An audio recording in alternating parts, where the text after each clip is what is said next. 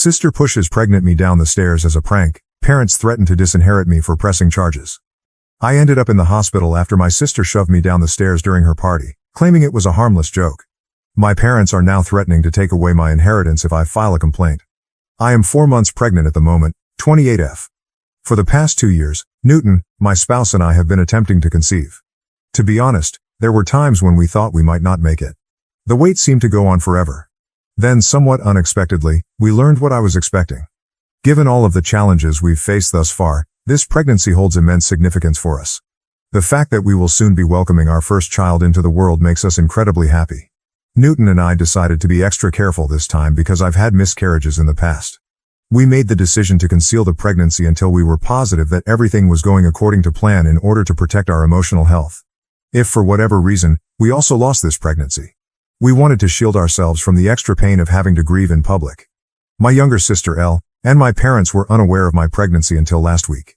At times, it seemed weird to keep them in the dark, but I also needed the time to think things through. From significant life events to minor triumphs, my family has always been the kind to celebrate everything. To be honest, I adore that quality about them. We've created a ton of wonderful memories together throughout the years, and it adds a special touch to every occasion. But when it comes to going to family gatherings, I've been a little aloof for the last 4 months. Given how emotionally taxing the pregnancy was, I simply needed more time for me. However, my younger sister Elle was ecstatic when she received a promotion at work last week. Last year, Elle's ideal wedding was meant to take place, but at the last minute, everything went wrong.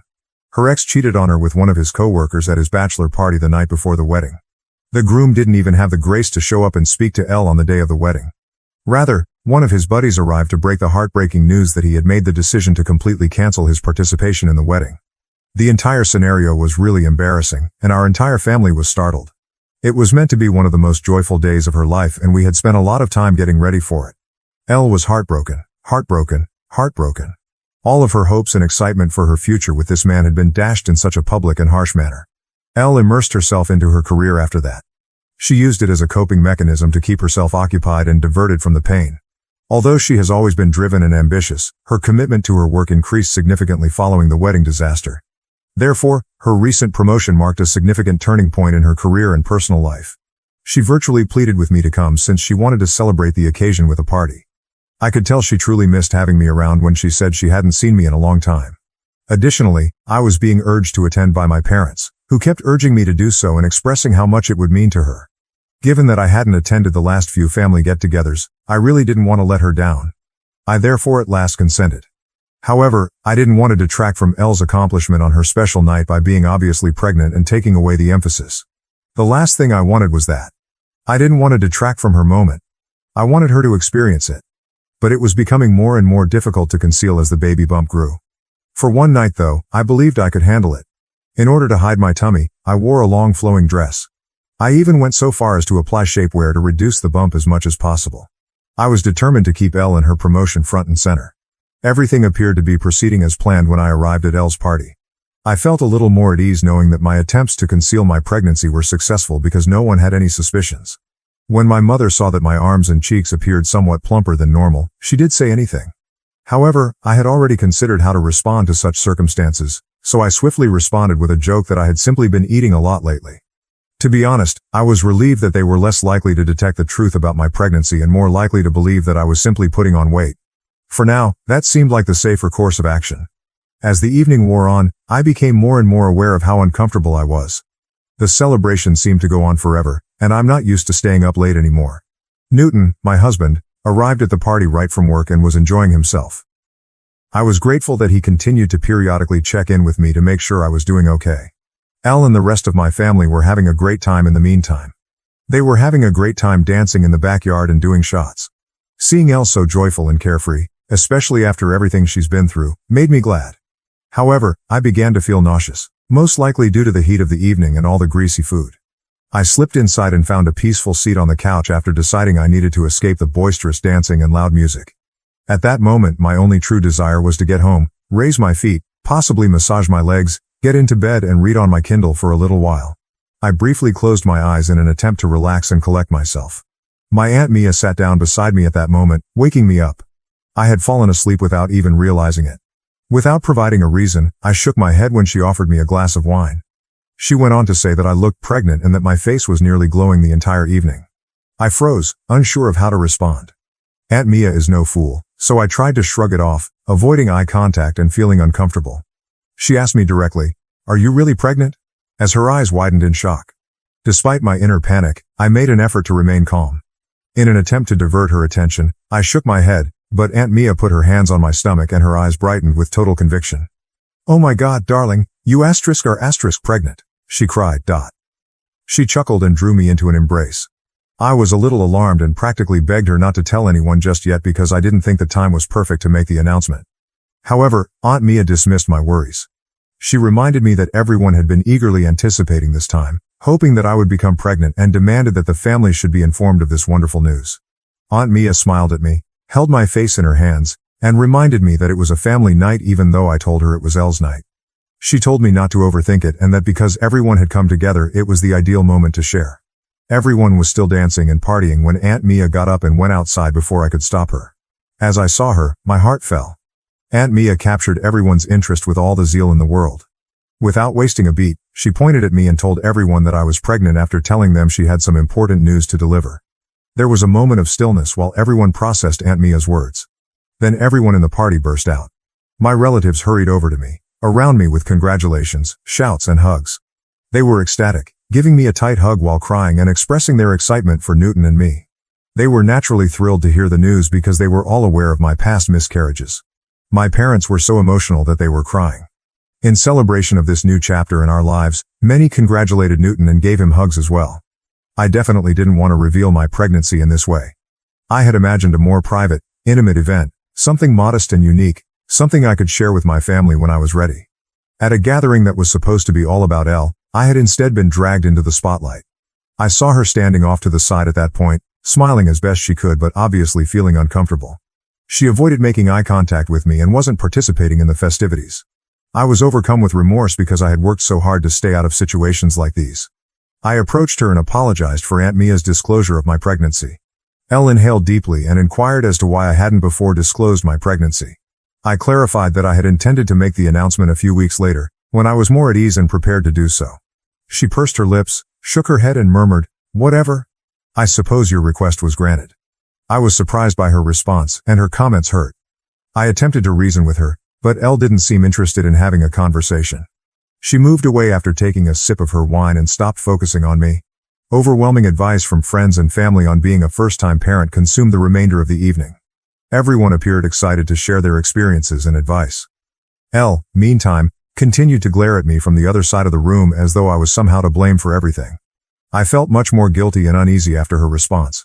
I had an overwhelming want to go to the bathroom at one point. I stood up and went to the guest bathroom, but it was completely packed. I went upstairs to use the restroom in the main bedroom because I felt like my bladder was going to explode. I went to the bathroom to relieve myself, and when I came out, Elle was waiting for me outside.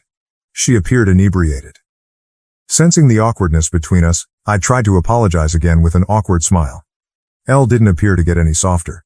Rather, she simply rolled her eyes and inquired, "Are you truly expecting?" There was a hint of suspicion in her voice, and her tone was almost contemptuous. "Of course I am," I said, looking at her while reflexively touching my tummy. Why would I tell a falsehood? Went on to add that everything was extremely strange, particularly since I hadn't even told our mother, with whom I often spoke daily, that I was pregnant. I was becoming annoyed by her incessant interrogation. I attempted to reiterate my justifications in the hopes that she would realize that I had made the decision to keep it a secret.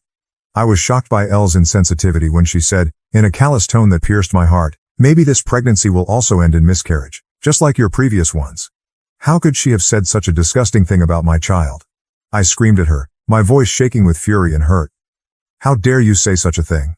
Even though I've apologized multiple times tonight, your remarks were inappropriate." My voice reverberated in exasperation. Elle retorted that she was upset that I had taken away her attention, particularly considering everything that had happened to her the previous year. I made an effort to remind her that I had supported her through her sadness, staying at her house for several nights and assisting her in getting over her groom's abandonment.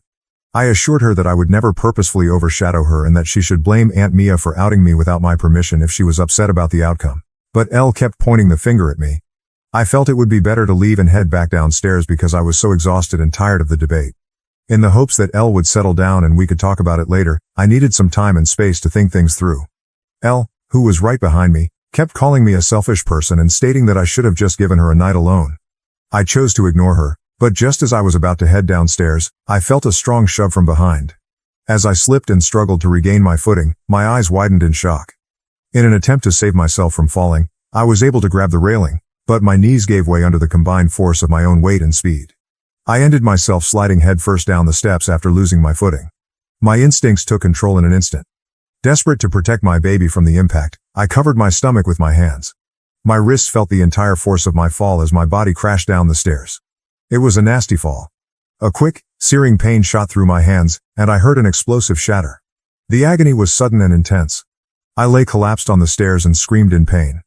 As I struggled with the unbearable pain in my wrists, my surroundings became hazy, but my top priorities were my son and if the fall had hurt him in any way. The rest of the family soon saw the chaos caused by my fall and my calls for assistance. With worried and alarmed expressions on their faces, they hurried over in a frenzy. Chaos broke out in the room as everyone sought to comprehend what had just transpired. Newton, my husband, grabbed me up right away and carried me downstairs. I continued saying that Elle had shoved me down the stairs since I was in so much pain. Everyone appeared astonished. Everyone's attention was drawn to Elle, who stood behind me, silent and with a guilty expression. She was confronted by my husband, who yelled at her for pushing a pregnant woman down the stairs. Clearly upset, my mother hurried up to Elle, shaking her shoulders and asking if she had indeed shoved me. Elle cried and nodded in agreement, her face hot and distraught. My mother was deeply affected by the realization. Elle then started crying excessively while embracing my mother and accusing her of being intoxicated and acting recklessly. I was in so much pain and shock that I was beginning to pass out. I could hear Newton frantically phoning 911 to summon an ambulance through the fog. I could just make out the worried faces around me as my vision became blurry. After then, everything was a haze of sirens, chaos, and frenzied activity. I ended up in a hospital room when I eventually came to. Newton appeared worn out as he slept in a chair next to my bed. My throat was dry and parched, so I gently woke him up and asked for some water. I asked him what had transpired following the fall as he assisted me in drinking the water. Newton described how the pain had caused me to lose consciousness and how I had needed emergency care for wrist fractures. I would have to wear the cast that doctors had put on me for the next 4 to 6 weeks while my bones healed. I then inquired about the baby. Newton told me that our child was safe after the physician's examination. I felt a wave of relief. Knowing that our baby will be all right made me happy. The anarchy that had developed following the disaster was then explained to me by Newton. Elle's family was so upset with her that they attempted to have her arrested. But the cops had only been able to get statements from the witnesses because I was unconscious. Before they could file any charges, they still needed my formal statement. Newton grasped my hands and emphasized the need for me to report my sister's behavior and put aside my feelings for her. He was adamant, saying that, considering my condition, there was no excuse for her to shove me down the steps. Still in shock, I shook my head. It was nearly impossible for me to comprehend how Elle could have done something so damaging. Although my wrists hurt physically, I could not handle the emotional toll of knowing that my own sister was capable of such harmful behavior. I wanted to talk to Elle first, I told Newton. I had to know what had made her do such horrible things. In order to get an explanation or at least an apology, I needed to speak with her directly. Newton gave me his phone and dialed her number. I asked my sister directly why she had done what she had done when she responded. Elle let out a long sigh, as though the words were hard to release, and then he opened up. In a bitter tone she uttered, "To be honest, I'm just so sick of you being the center of attention in our family. You have a husband now. You're pregnant. You get to have everything in your life. But last night was supposed to be my night, only. Yet, as usual, you showed up with your pregnancy announcement and hogged all the attention." After a little silence, she spoke again in a defensive tone. "And pushing you down the stairs, that was just a harmless prank. I didn't even think you were really pregnant at first. I didn't mean for it to be such a big deal." Her remarks were painful and disturbing. It was unbelievable to me that she would put my life in jeopardy by pushing me down the stairs because she didn't want to trust me. Before I could respond, Elle added, "I've been through a lot with my failed engagement, and for you to just show up and rub your happiness in my face was just too much. Next time, I'm sure you'll think twice before trying to overshadow me again." Her answer left me in a state of shock. She was essentially blaming me for her actions and showed no remorse at all. She hadn't even shown regret once. Elle handed the phone to my mother, who had been listening on the other end, and she inquired about my well-being. I was unaware that my sister and my parents were still present. I informed her that I had suffered a fracture to my wrist but that both I and my infant were doing well. After the party, my mom told me that she, Dad and Elle had spent the entire night at Elle's house because they were all concerned about me. I sneered and said that instead of staying with my sister, they might have waited for me at the hospital if they were that concerned. My mom went on to say that she and Dad had been speaking with Elle and that they both thought she hadn't been feeling well since last night. Despite what other people were telling me, she insisted that I not report my sister to the police because it was only a foolish drunken error. I was taken aback by my mother's request. In an attempt to understand the situation, I questioned, "Why are you defending Elle when she hasn't even apologized to me?" With a heavy sigh, my mother said that Elle was currently dealing with a lot of difficulties. She said that Elle had been crying uncontrollably and that I had made her feel ashamed in front of everyone. I reminded my mother that they should first address the fact that Elle had shoved me down the stairs, which was the true problem. My mother began stressing that family is family, and that disputes like these occasionally occurred amongst sisters. Although it was true that Elle had never done anything like this before, she pointed out that this did not justify her current actions. My mother said that it wasn't worth filing a lawsuit for a broken wrist and pledged to work with Dad to ensure that this doesn't happen again. My annoyance peaked. I adamantly said that I had been unsure of what to do before I phoned her. But I had already made up my mind after speaking with Elle. A lesson had to be given to her. My mother, who was becoming more and more agitated, pleaded with me to think again before bringing charges against Elle, warning that doing so may ruin his career. I informed her that right now, I couldn't give a damn about it. My mother made a last-ditch effort to persuade me to bring charges against Elle by threatening to disinherit me if I did. She contended that it would impact Elle for the rest of her life and create a lasting record. I was stunned by her threat, but I refused to back down. I proceeded to pursue a complaint against my sister after the phone call. She hadn't expressed regret for what she had done, but I was torn about perhaps ruining her life. Update 1. I wanted to let you know that my sister was eventually taken into custody. Despite the constant calls from my parents, my spouse and I have turned off our phones. Newton is furious that my parents appear to be giving preference to my sister over me. Newton's family and other family members have contacted him in the interim to show their concern and support. Everyone agrees that it was the correct thing to charge my sister. I'm much more concerned about my baby's safety now that I've read some of your remarks. I'm worried that Elle could endanger my unborn child in the future if she were able to shove me down the stairs. In order to prevent her from ever coming near me or my family again, I want to obtain a restraining order against her. Update 2. Hi there, other Redditors. My sister, who was previously accused of assault, was just sentenced since I provided an update last month. My parents paid for her attorney, who was quite good and made a compelling argument. She was placed on probation because it was her first infraction. The judge mandated that Elle pay for my medical expenses, participate in 6 months of required psychotherapy, and meet with a probation officer on a regular basis. After the criticism they've been getting from the rest of the family, my parents are still very angry with me but are too scared to address me. My parents urged me to protect Elle by not pursuing charges against her, and I have freely acknowledged this to everyone. My parents have received reprimands from relatives on both mine and my husband's sides. No one believes that Elle's mental health issues are a good enough reason for what she did to me, despite my parents' continued insistence on it. In order for Elle to recover, I sincerely hope that my parents will take her to visit a doctor. I've requested a restraining order after the sentencing to make sure she can't ever again come near my family or me. I honestly don't know how to respond to people who question if my sister was always kind to me when we were growing up or if perhaps I missed certain clues. Yes, we occasionally battled and had our typical arguments, but I never thought she would have such a strong grudge against me. I've always loved her dearly as her older sibling, and I never imagined that she could push me down the stairs out of retaliation. Believe me, I'm just as astonished as everyone else.